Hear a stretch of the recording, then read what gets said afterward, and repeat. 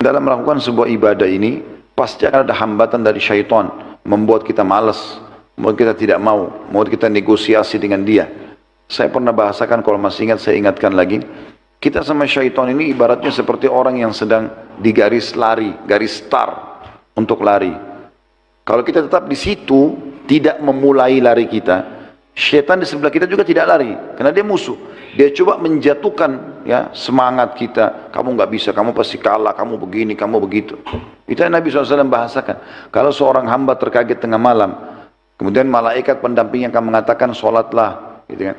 Maka pendampingnya dari syaitan akan mengatakan tidurlah, malam masih panjang. Dia selalu berusaha mendaunkan kita, menurunkan semangat kita untuk beribadah kepada Allah Subhanahu Wa Taala. Bagaimana caranya supaya selamat dari syaitan? Mulai dulu. Mulai lari, walaupun dari pelan. Kalau kita mulai dari garis start, musuh kita untuk menggoda atau menjatuhkan semangat kita, dia harus minimal kecepatannya seperti kita, supaya kita bisa dengar godaannya, atau dia lebih cepat daripada kita. Apalagi kalau bapak ibu lari lebih kencang lagi, maka secara otomatis syaitan akan kewalahan untuk mengganggu orang seperti ini. Kalau teman-teman sudah komitmen, awal kita mau sholat di masjid kayaknya berat, lama-lama karena kita sudah rutinkan, pokoknya setiap azan komitmen saya mau sholat, berarti kita seperti seorang sudah mulai lari. Syaitan kewalahan untuk memberhentikan itu. Akhirnya dia pindah ke tahap yang setelahnya saja, membuat kurang khusyuk sholat. Karena ini sudah nggak bisa lagi diganggu sama dia. Kita sudah berlari dalam masalah sholat itu. Coba terapkan dalam semua ibadah kita. Maka Allah pun akan mendekatkan diri kepada kita sebagaimana hadis tadi menjelaskan. Jadi sedikit upaya, Allah akan balas dengan banyak. Hadis yang selanjutnya nomor 26, hadis sahih. Dari Syuraih, dia menuturkan, aku mendengarkan salah seorang sahabat Nabi alaihissalatu radhiyallahu anhu, sahabat Nabi tidak disebutkan namanya, didengarkan dari Nabi sallallahu alaihi wasallam, qala Allah taala ya ibna Adam kum ilayya amshi ilaik wamshi ilayya uharwil ilaik. Hadis ini sahih riwayat Ahmad. Allah taala berfirman, wahai anak Adam, bangkitlah menuju kepadaku. Ayo mulai dekatkan diri kepadaku. Mulai sholat malam, mulai berzikir, mulai berdoa, mulai membaca Quran, mulai dulu. Hai anak Adam, bangkitlah menuju kepadaku. Niscaya aku akan berjalan kepadamu. Kau baru berdiri, aku sudah berjalan kepadamu. Berjalanlah menuju kepadaku, niscaya aku akan berlari kepadamu.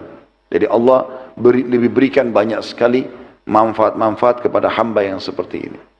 Mendekatkan diri kepada Allah itu nikmat, teman-teman sekalian. Nikmat sekali. Tapi tidak akan dirasakan kenikmatannya kalau teman-teman masih membuka pintu-pintu pelanggaran. Jadi yang paling pertama Allah angkat dari seorang hamba yang rajin ibadah, kalau dia berbuat maksiat, hilangnya kenikmatan ibadah itu. Jadi kalau teman-teman sudah mulai istighfar, bertobat kepada Allah, kemudian kita sholat malam, kalau teman-teman masih rasa, kok saya nggak khusyuk ya, masih ada dosanya. Coba istighfar, bertobat kepada Allah lagi, lanjutkan istighfar sampai 100 kali, mohon ampun kepada Allah, bersedekah niat supaya Allah maafkan kesalahan kita misalnya. Nanti sampai pada sebuah titik kita nikmati sekali sholat malam itu. Bangun tiba-tiba, kita nggak jadwalin pun jam 3 bangun. Rasanya ngantuknya hilang, semangat ingin sholat. Kalau kita terus kerjakan, tangkap sinyal itu, kita mulai sholat, mulai kita ibadah, maka nanti akan muncul ya, banyak ide di satu ibadah itu. Misalnya sholat malam, tiba-tiba muncul ide, tadinya kita cuma baca inna ataina wal asr tabbat yada, kita mulai baca surah-surah lebih panjang. Nanti akhirnya terprogram, kalau sudah jalan sebulan, 6 bulan kita mulai baca, saya mau sejuz 1 malam deh. Bahkan fatwa sebagian ulama, khusus sholat sunnah, udah boleh pegang mushaf kalau sholat sunnah. Kita pegang misalnya handphone yang ada Al-Quran, atau kita pegang Quran. Kalau di masjid biasanya itu imamnya ditaruh Quran besar depannya kalau Ramadan, supaya dia baca 30 juz Al-Quran 1 malam 1 juz. Tapi di sholat sunnah ya, sholat wajib tidak ada fatwa masalah itu. Itu untuk memudahkan, misalnya kita karena sudah biasa sholat malam, nanti kita muncul ide di satu ibadah sholat malam itu, mulai membaca 1 juz Al-Quran. Nanti sampai tidak disangka kita akan baca banyak sekali. Kata Abdullah bin Umar radhiyallahu anhu, saya pernah sholat malam bersama Nabi alaihissalam. Begitu beliau sholat di masjid, saya datang. Lalu kemudian saya ada di sebelah kiri beliau, lalu beliau pindahkan saya ke sebelah kanan. Kemudian mulailah beliau membaca. Awal dari Al-Fatih beliau membaca Al-Baqarah. Saya berpikir beliau akan menutup atau ruku dengan 100 ayat pertama. Nanti beliau sambung Saya berpikir beliau akan berhenti di 200 ayat yang ke-200, ternyata beliau sambung. Saya berpikir nanti selesai Al-Baqarah beliau akan rukuk, ternyata beliau sambung. Beliau baca Al-Imran, lalu beliau membaca 100 ayat pertama, saya pikir beliau akan tidur. Lalu kemudian beliau lengkapkan ayat ke-200 dari Al-Imran, karena 200 ayat, ternyata saya pikir beliau akan rukuk, ternyata tidak, beliau lanjutkan lagi. Terus beliau lanjutkan ayat-ayat surah An-Nisa, surah Al-Ma'idah, baru beliau rukuk, gitu kan. Bagaimana Nabi SAW bisa membaca sebanyak itu? Karena beliau memang sudah menjiwai ibadah itu. Sehingga tidak lagi terasa. Bahkan dalam sebuah athar disebutkan Uthman bin Affan radhiyallahu anhu itu mengkhatam 30 juz Al-Quran di rakaat terakhir witir. Yang biasa Bapak Ibu baca Qul Huwallahu Ahad itu. Uthman bin Affan baca 30 juz. Bagaimana bisa Ustaz? Ya itu kuasa Allah. Kalau kita sudah rutin kerjakan, Allah berkahi, Allah mudahkan. Sebagaimana Bapak Ibu di sini kalau tidak biasa sedekah, kecuali cuma 2.000, 5.000 itu pun masih nego sama syaitan. Kayaknya masih besar tuh, ya deh gak usah, gitu kan, gak jadi. Maka gak akan sedekah 1 juta, gak akan sedekah 100 juta. Tapi ada orang memang sudah jiwanya dia mau lakukan, Allah dekatkan diri juga kepada dia karena dia mau, maka terbuka pintunya. Ada satu jemaah saya, Masya Allah, sampai dia mengatakan, Ustaz saya ini seperti orang ketagihan dengan sedekah. Kalau gak sedekah sehari rasanya ganjil. Dan kalau sedekah luar biasa, sedekahnya 1 miliar. Sedekah ini umum, bagian kasih ke orang, bantu ini, bantu itu, dan luar biasa rezekinya. Cuma duduk di rumah, datang sekian uang banyak dari pendapatan ini. Allah mudahin, tidak sangka, gitu kan? Tidak disangka. Mulai dulu teman-teman sekalian. Maka Allah SWT akan berkah, itu dimaksud dengan hadis ini. Hadis selanjutnya, hadis nomor 27, masih bab yang sama di sini, dan ini yang terakhir dalam bab kita. Sahih li ghairihi. Dari Ma'khil bin Yasar radhiyallahu anhu Rasulullah SAW bersabda, yaqulu rabbukum ta'ala ya ibna Adam tafarraq li ibadati amla qalbaka ginan wa amla'u yadayka rizqa wa ya ibna Adam la tuba'id minni fa amla qalbaka faqran wa amla yadayka syugla. Hadis ini sahih riwayat Hakim.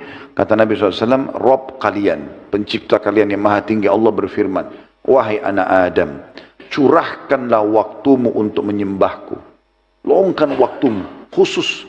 Salat nggak ada negosiasi, langsung. Majelis ilmu hadiri. Kesempatan baca Quran, baca Quran. Sedekah jangan tunda. Mungkin teman-teman itu amal terakhir kita. Selalu berpikir, kalau antum lagi ibadah, anggap itu ibadah terakhir.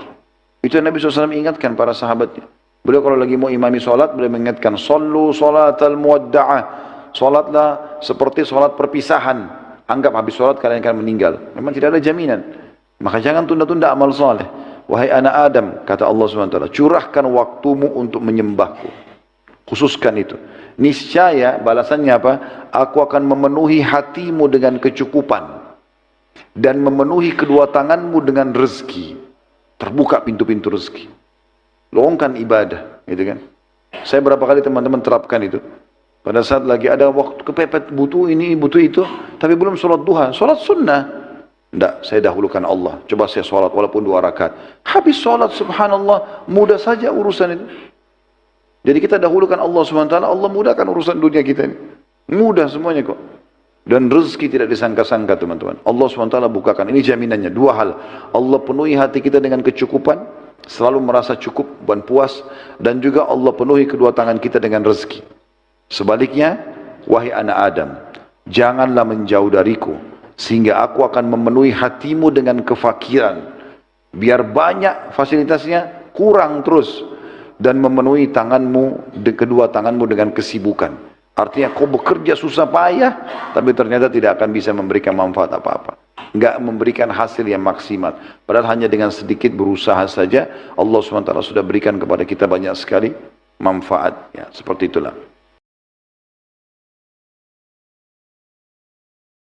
Ah